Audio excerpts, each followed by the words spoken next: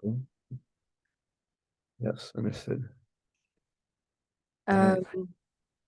So, since the last time we spoke, a lot has happened. You've had an exhibition, and you've started a collective called Sodom and Gomorra. Do you want to talk a Right. little bit about that? Yeah, sure. So, Yeah. I mean, this is our second exhibition that we like curated together, Yeah. and we felt that actually sort of is a practice in and of itself that is in a way separated from our other personal practices, Yeah. and it And really needed its own space yeah, because of that. because then you kind of know what it's expected of us, what we do together as a Yeah, because we have also other projects coming up, and then it's just one place where we can share and capture and keep yeah, everything we do. So you yeah, can also like I kind of look back. Otherwise, it's just like that and selfies of me, outfit pictures, holiday pictures. So I think it's nice to have one dedicated place. more dedicated place to Yeah, one thing. And we were thinking about a name for months actually, because yeah, we were really like, I don't know. And then he came up with Sodom and Gomorrah, and I was like, yeah, really like that, because I also tweeted about that, comparing two streets in Amsterdam like that, so Sodom and Gomorrah. yeah, So I felt instantly connected to the name. yeah. I mean, Amsterdam is kind of like a playground for grown-ups that just come here and like sort of dive into the hedonistic ditch that is Amsterdam. Yeah. And there are like two streets in particular, the Warmoestraat In Zeedijk. and Zeedijk, which are Very notorious for having a lot of coffee shops and dive bars and tourists. and Yeah. like red light districts also located there. And yeah, and Sodom and Gomorrah is also I feel like the stage where we are like in terms of civilization, like that we're like a very decadent civilization that is clearly in decline. And Yeah. Sodom and Gomorrah were the two cities where people did debaucherous things, and it was just before the flood. Yeah. So Yeah, I think also Yeah, we're because also we are very interested about also the dystopic part of everything. Like we also did like a shoot, a production styling for a friend, right and everything we do is always about dystopic glam or like enjoying a bad situation. yeah, enjoying a bad situation. yeah, yeah. It really suits us. Yeah. That's very different in a way from the wave of like kind of world building that a lot of people are focusing on now, which is kind of trying to, I don't know, create collaborative utopias. Why do you think it's important to revel in the kind of muckiness and hedonism of society? Or at least to critique it? I don't know. I think I would make a biological argument, like that you need like a lot of goo and gritty stuff for there to be fertile soil. Mm. That's just my intuitive hunch. And it's also kind of, I think, like being a realist. yeah. Yeah. I'm really skeptical about everything, and I always feel like yeah, it's just what it is. Like you have to make the best of a bad situation. Yeah. And I feel like I think also it's because I kind of feel powerless most of the time. And I see beauty in ugly things. Right. Yeah, I think it's about that, because also like if you would have to build utopia and this, from the sort of the narrative that you pointed out, then that's okay, all right. You can maybe, I don't know, find like But you a place like outside the city where you can build your little, because you first need to know utopic that civilization. that there's something wrong, and then you can build an utopia. You know what I mean? Because Yeah, without the one, the other cannot exist. You can That's a live in really a good point. and you think it's total dystopia because it's you don't know better. yeah, but it's also if you build your utopia in your own bubble, then the rest of the world also has to move along. And um yeah, I mean, you will end up having a confrontation with the past, or people that were stuck in the past in that sense. So Yeah. yeah. No, I'm with you. I think a lot of kind of utopian ways of thinking are escapist. And Yeah. I think for that reason, like you said, kind of it's important to have the responsibility to engage with your context. Yeah. But I think that's really, yeah, that's kind of in my wave of thinking as well, very much. Yeah, and also if you think about like how life on Earth came into being, you know, whether you take the the biblical version or Or the Big the Bang. like the evolutionary theory, Yeah. whatever, like it always requires, at least on a geological level, like a lot of catastrophe for life to emerge. Without that, you cannot evolve in something better. Yeah, like you need like the growing pains Yeah. and the And adversity. then you get adjusted. Mhm. And you go on to something better. Or you decline Yeah. again. Or you die. Or you And die. then the person after you picks up. Yeah. Yeah. I think Deteriorate. it's interesting to go from that then, because there seems like there's a lot of brutality in coming into being. But then in your press release, you say the exhibition is about grappling with the fragility of biological creatures in an age where technology could make one feel insulated from violence. Yes. So I guess, how have we come to that point, you know, where we've kind of reached that pivotal shift where the biological has become fragile again, in a way, in our consideration, rather than the brutal driving force of everything? Because we try to overpower nature. Just like being alive, giving birth, you get a like an injection, you don't feel the pain, or like you can C-section. and everything nature I see is through my phone. So it also gets another Yeah, there's the buffer. there's a buffer. So everything nature, like the rampen, like Yeah, all the all the catastrophes. catastrophes I see through a screen. So it doesn't directly hit me, what makes it feel weaker. And that's why I get so desensitized about a lot of horrible stuff. So it really affected me. But it's also like it's also like a lot of like gruesome image, like we're oversaturated with gruesome images. So you also that Yeah. also makes you desensitized, and you need like stronger and stronger nerve impulses to you know have that same visceral response to what you're seeing. Also just looking at porn. Yeah. Like you see a beautiful woman the whole time, or like really gross sex Yeah. on your like phone, then you get really desensitized to sex, something really nice. Yeah. Because you get like you see so many images. Yeah, and you're kind of swaddled. Yeah. Yeah. And it I'm not saying it like it's exclusively a negative thing that this is happening. Like, you know, like in like evolutionary biology, it's always a trade-off, right? So Yeah. we are becoming more desensitized, but what do we get for it? Like that's the question moving into the future. Maybe the people who want to do horrible shit are now satisfied with just watching horrible shit. Probably. I hope so. Yeah. Yeah. And it also begs the question, I guess, we're desensitized in terms of, you know, where we are sitting looking at the violence on our phones. But if you were to actually witness it as a real event, do you think we would still be desensitized? Or do you think reality would cut through that kind of? Yeah, I think like if you're constantly exposed to like real actual violence in real life, like it also does have a desensitizing effect, but it's much more difficult to kind of yeah, I mean it's a much more complex thing, right? Because there's the smell, there are the material repercussions, there are the, you know, then there's sound. the sound. I think it gets engraved in memory in a different way. Yeah, that's just like soldiers who come back if they hear like a sound, it triggers them. The PTSD is probably far with just watching gruesome things online. But yeah, I suppose like if you're a sociopath and if you or a psychopath, you killed your fifth person, it's probably just like clockwork, you know, like it's probably not as intense as the first person you killed or something. Yeah.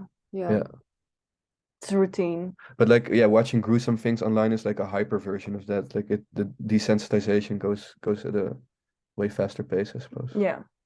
Yeah, and it's also to do with the stage that we're at with the development of technology, because when we do have, you know, the ability to be completely immersed and have smell and and get a kind of cortisol spike of stress in the same way that someone would in real life, might it, be the same? Because it all does boil down to chemicals, really. Yeah. Yeah.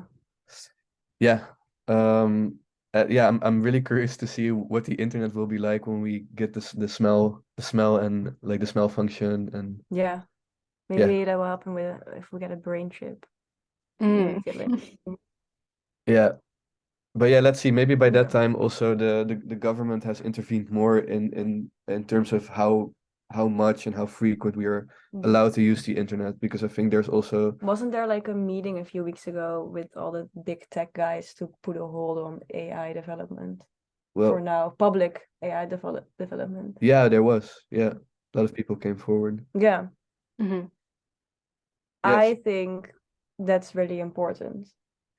Surely, yeah. I mean, it's just with the nuclear arms race, right? Like you have to think like, okay, like we can develop all this stuff, but then if we really are going to use it, is it going to overpower everything, and is it still in our best interest to use that power? Yeah. But and then I don't know, I think it's important to have, measures in place to control technology, but I think what those measures will look like is going to be determined by who's got influence.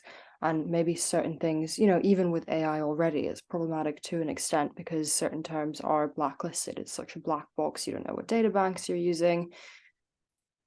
I think especially to do with something like technology and pleasure, which is kind of coming on to my next question, it might be in the interests of governments or companies to progress technology to an extreme extent in order to keep us stimulated.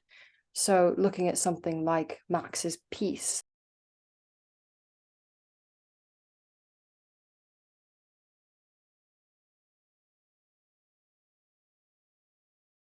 the brain chip. Yeah. Something like that is really interesting. I don't know what you think about that.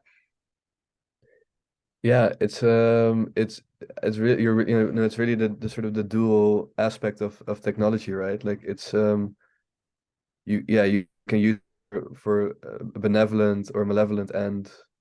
There's something very primal about it, and there's something very high tech about it, and the coming, like if you can kind of stimulate or manipulate somebody's primal urges, that's a very, very powerful thing. Yeah. Potentially very dangerous thing too. But I also watched this documentary by Adam Curtis where he talks about B.F. Skinner, like this psychologist from the 60s, where they train pigeons with like reward systems, and that only works over a certain span of time. So the nudging only remains effective for a limited amount of time. Like you can get like porn sick, or you can get like social media sick. Like it's kind of like immersion therapy. Too much of it and then you're completely done with it, Yeah, so it's this desensitizing again. Yeah, so that could also happen, but like that varies with different people and cultures, and it's hard to say what. Sorry, what's the question exactly? Yeah, what was the I think we got off track. Yeah. No, that's all right. I mean, I think it's really interesting about just talking about pleasure in general. I saw a thing about sludge content the other day. That's like a thing on TikTok. I don't know if you've heard about it. No. But it's essentially combining different video formats in order to maximize engagement, and it will be something completely absurd and nonsensical, like a soap cutting video or someone playing like a running video game, and then inside that you'll have like another screen of someone talking or telling a story, and it does something really weird to your brain where you're able to watch it because it cuts through to your like reward center, but it gives you nothing. So what is the name of that? Sludge content. Sludge content. I love that. Yeah. I'm really sensitive to that. I watched it all the time. But like I saw also somebody make a deep fake of herself, and then she would let that deep fake, like she would make videos, like sexy videos, like porn videos. She sold it. It was not her. Yeah. She got like thousands of euros. Yeah. And she also made like an AI of it, and then you could chat with her, an AI with her face. Wow. And then you could like pay by the minute to talk to her. That was it, I think. Yeah, so people come up with all sorts of How to commodify strange this solutions of how situation. to commodify this chemical loop we're in. Yeah. My Yeah. only like, concern is like that men that I don't know will make a deep fake of me, put it on porno. Right, that's a huge issue, is privacy, you know, Yeah. in all these things, is how do we feel as people that are flesh and blood, have, you know, immediate relations. I don't know. Was No. this guy on Twitter that photos like girls with a hijab? Yeah, He photoshopped them onto like other naked bodies yeah, and just like random girls, and then he got banned though, luckily. But yeah, that's also very scary yeah, because these images will stay. People have it saved to their phone. Like the maker can be eliminated. The maker can be eliminated and like blocked of everything. yeah. But Yeah, the internet the never loses weight. yeah, the images will exist forever in somebody's mind and phone and Yeah. storage. And then I guess Yeah. what happens when it's not a human maker anymore, and when you have, you know, an AI making these things being policed by another AI, that's also a weird kind of loop. Or like it's weird to me that an algorithm determines to an extent what a person can and cannot say. And a lot of algorithms for social media like Twitter and Instagram are completely, you know, obfuscating. You don't know why they work the way they work. And I think that's strange for a lot of people making content, whether it's good or bad. Yeah. Kind of relationship with a machine, Yeah. something we're starting to see. Yeah, I think like back to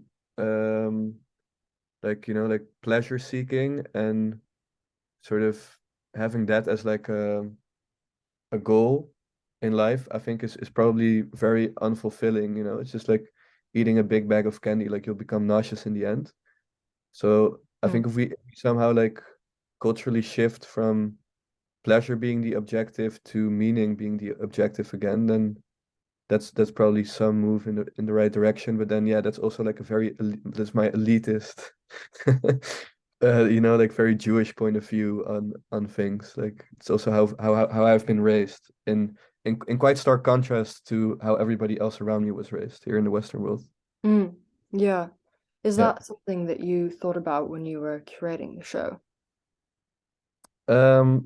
Yeah, I think it definitely has the show definitely has like a sort of Old Testament view of the world sort of Yeah. baked into it. Yeah, kind of acceptance of human cruelty and aestheticizing human cruelty, which is also kind of what the stories of the Old Testament did. Yeah, that's Making it interesting on a literary level. Kind of sketching the you know the full spectrum of what humans are capable of, humans and animals and machine, everything that was part of the show in a way. Yeah. So yes, that did have a influence, I think. Mm. Also in the name Sodom and Gomorrah, Yeah. like it's also Yeah. yeah. Yeah. Yeah, and there's also something about, I guess, putting people into a gallery context and making them look at something that's kind of hideous. Yes. That I think is really interesting. And obviously that's less rare these days, but I think to a great extent, a lot of people still have the connotation of art beauty in their minds. So I think it is really important to break that, and it's a good context to do it in, to make people Yeah, think about those things. and speaking of beauty, like it very much depends on your definition of beauty, because if you take a concept like the sublime, Yes. which is kind of like a romantic category of beauty, like the sublime is something that's actually frightening, overwhelming, and something that inspires like a lot of inner turmoil. Yeah. If you then look at beauty through that lens, then maybe everything that was in her show was very beautiful. Yeah, but also you said in your essay you sent me yesterday Yeah. that the color blood red is also Yeah, it's like the color of the color of sex and sexuality, but also pain. yeah. Yeah. And Yeah. yeah, those are mostly closely intertwined. And I also, I think there is something very perverse to looking at a lot of gruesome things in like a gallery setting with people that are well dressed and Yeah, drinking you their kind of champagne. you put it on a white wall and it has another meaning Yeah. instantly. But It's also about centering something out, highlighting something. sure. But also in that exercise, looking at these gruesome things, like I think even if you're disgusted, like that's still a way of like categorizing yourself amongst the living, like it's still just a reminder to yourself that you are not a corpse or Makes you that you are not dead. makes you a bit more self-aware, maybe. Yeah. And I think that we are looking for, like, we constantly want to understand ourselves better and why are we desensitized by this? Why do we think this is beautiful? And we kind of make it, it's also a reason why you wanted to do this exhibition. Yeah. Yeah, and it was just all around. Were people in Amsterdam working on that subject, and were people in London working on that subject, and it seemed like there was like a conversation going on within various cities Gorecore. or across various cities, and because in the beginning you told us everybody's more making new worlds, a utopian world. We really saw everybody's going into the dystopic gore side kind of direction. I wonder what that tendency is. Some people seem to gravitate towards the fleshier things and the kind of dealing with the moment, and then some people kind of want to escape that and posit something else. And I think both are really valuable. But I do think that there is a lot of work right now dealing with violence and dealing with exactly what you said, and exploring that across different cities is interesting, and also to do obviously with technology. I think that those thoughts are being had, simultaneously across different sites. Did you find when you were curating that there was a difference between, I don't know, the way people thought about your subject coming from London or coming from Amsterdam? Or I think so, yeah. People from London, they have a really broad history of like serial killers, and they are really more invested in those interests. Yeah, crime mystery, Sherlock Holmes. Yeah, and we talked about it as well a few weeks ago. And in Amsterdam, everything gets hidden. Yep. And everything is like beautiful here, and like everything gets like. But there's still a lot of violence going on, actually. But it's not highlighted as much as. It's more in the margins. Yeah. And I feel like in London, people kind of embrace that side a little bit more than people in Amsterdam. Sometimes we talk about the fact that Amsterdam is so fucking mid. It's because there's not enough suffering. Not enough people are trying to be better or trying to be worse. Yeah, maybe at least not in the city center, because I think also London and Amsterdam are built very differently. In Amsterdam, you have a center ring, and within that center ring, everything is fine, beautiful, and fine and dandy, and people are generally wealthy. And then outside of the ring, you kind of have like the worst neighborhoods. And then in London, you have like a really like rich neighborhood built next to like a social housing project, and I think that also, like the confrontation with abject things is probably more frequent than it is in Amsterdam. Moving back to the questions, I want to talk about Maggie Dunlap's work, because I thought that was really interesting. So she paints realistic corpses, which she then distributes online as real events. So this kind of blurs the boundaries between fiction and reality, which is something that we're seeing more and more of, particularly with AI. And I think it's something that a lot of people are preoccupied with. What do you think this means for the future of online engagement? I don't know, should we develop toolkits to deal with it, or should we throw ourselves in face first? And we kind of, I don't know, talked about that a little bit earlier, but yeah, I think we should throw ourselves into it face first. I think that is what we're already doing. Yeah. I think it's also quite exciting that the world again is in a way becoming more mystical. Yeah, because it doesn't matter at the end if the image is, if it was a real dead body. It serves its purpose. aesthetically and like the feelings you get from it while looking at it. Yep. The beauty, maybe the educational way. If it was like if they used it in like maybe a crime article, it would maybe be nicer to use a Maggie Dunlap picture than the actual photo of a dead body. That, you know what I mean? It doesn't matter if it's fake or not. I feel like it doesn't matter, and it may be better to like keep the privacy of the real dead people. Yeah. And it could give like a new value to real life experiences as well. Like if you know if the internet is a fiction where you never know for sure, you know, whether the thing you're looking at is like fake, then people might actually then come out of their houses again and attend exhibitions. We are so concerned about if an image is real or not. But I've been photoshopping still for 10 years now. Like it doesn't like it's now more accessible to a lot of more people and it's much more highlighted. But I feel like what's the difference between a Dali painting and a Maggie Dunlap? It's all. I'm interested in what you said, that it's making things more mystical. Yeah. I deeply believe in the power of fiction, that even if you let's say lie the truth, or if you say something that is not factually or empirically true, it can still be like true on like a meta level or a metaphorical level. Just like, you know, how Donald Trump like tells lies all the time, but through all those little lies, like he sometimes like really nails it and people get really upset by it. Do you think? Yeah. Well, I guess, and also you can construct a truth, you know. Right. Yeah. Yeah. It's all about perspective and putting it together, like because a lot of let's say when it comes to politics, like a lot of things that are claimed as true are actually just subjective positions, like their opinions presented as fact.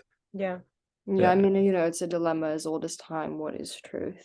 We're going to really go into it, and I think that it's exciting in a way that tech is giving us the power to question that again. Because there's a lot of agency that comes with establishing this is truth. And I don't know, it may be in the difficulties of doing that, some really strange, exciting things might crawl out of the interstices of it. I don't know. I do think it's important to not be a pessimist. True. Let's see what comes from it, because now truth is something like the most sort of whatever is the most plausible is probably true. Like, you know how they have this saying like pics or it didn't happen. Yeah, pics or it didn't happen. And now it's probably video or didn't happen, because everything is moving towards moving imagery. Go live or it didn't happen. Go live or it didn't happen. Be edited as well. Yeah. So if we go back to the notion of biological fragility that we kind of touched upon earlier, Bianca Hlywa's work, I don't know if I'm saying her name correctly, but it takes a firmly unaesthetic approach to documenting natural processes. So she's looking at SCOBY, she's looking at stuff that's really smelly and visceral. I'm really interested in the tension between the mainstream helplessness of nature and the reality of the often very callous, smelly, violent, you know, tendencies of the phenomena that pervade the natural world. And there seems to be this paradox between the desensitization we feel looking at human violence through tech and the kind of perfect, idealized lens that we look and record non-human organisms through. Why do you think that happens? Is that something you thought about for the exhibition, or, you know, in your general? I don't think it's something we particularly thought about in relation to the exhibition. But yeah, what I will say is, of course, like we're in an ecological crisis, and obviously we want to sort of make amends with nature and like harmonize things again. I think there is this deep desire to do that, and therefore we want to see nature, I think, in this idyllic like non-violent way. But it's not as brutal. Yeah, but actually, yeah, of course, obviously it is brutal, and where like nature is a catastrophe built on top of another catastrophe, as previously mentioned. And we kind of also don't know what will come out of the next catastrophe that is sort of looming around the corner. And do you think that, because to me that tendency to aestheticize and to make softer in an attempt to make amends actually doesn't really recognize nature as its own thing, as a full other, you know, like in terms of consciousness, it's a projection of our desires onto it rather than seeing it as a thing in itself. And I think that's problematic to a degree, actually, if we're trying to make amends. Yeah, because when you step into a relationship or marriage with somebody, you have to accept the good and the bad. Yeah, but we also already damaged nature to an extent that it maybe not can heal on its own. Yeah, So it's true. with new tech and with new like bio science, we can maybe heal it and nurture it the best we can. Because we obviously cannot, nature cannot do it on its own anymore. Yeah, I mean, but who's saying that like making like technological interventions in nature is not going to make things worse? Yeah, it probably So will. like the Slavoj Žižek said something very, very interesting. It was like, yeah, if Mother Nature is in fact a mother, like it's a bitch of a mother. Yeah. I think I've Also, heard that. Mother Nature tries to kill us all the time. Look at us. We have like soft skin. We cannot live outside of a home. We cannot keep ourselves warm without clothing. Nature is designed to kill us. Yeah, we're strange. That's why we are designed to kill nature as well. I think we are nature's enemy, maybe. We are also nature, yeah. We are nature, but we're also in nature's enemy. And I think we want to make nature our slave. Yeah, it's really interesting, but at the same time, we're self-indulgent and we want to preserve a little part of it. And I guess maybe because I think a lot of the modern mindset has been built to take us out of nature. And obviously, like you said, we are part of nature, but then also we want to kill nature and nature wants to kill us. And really, it's like a psychological battle between, I don't know, maybe if you kind of delve into the whole collective consciousness waters, it is a strange kind of psychological loop that you can get into with that. Thinking about tech though, and tech in nature, and the idea of like, I don't know, tech maybe being parasitic in nature. If we are nature, is that kind of true for tech in our lives? So looking at something like Isle Kind's work, who was in your exhibition, it's an interesting metaphor for our complacency towards violence and gore in the digital era. So I think in the catalogue you wrote that their work was an omen for a future where technologies parasitically intrude the realm of organic ecology. To an extent, I think, that kind of future is already here. What do you think about that? Yeah, it's both. It's always like exciting and frightening at the same time. But we were both more leaning towards the exciting side. Yeah.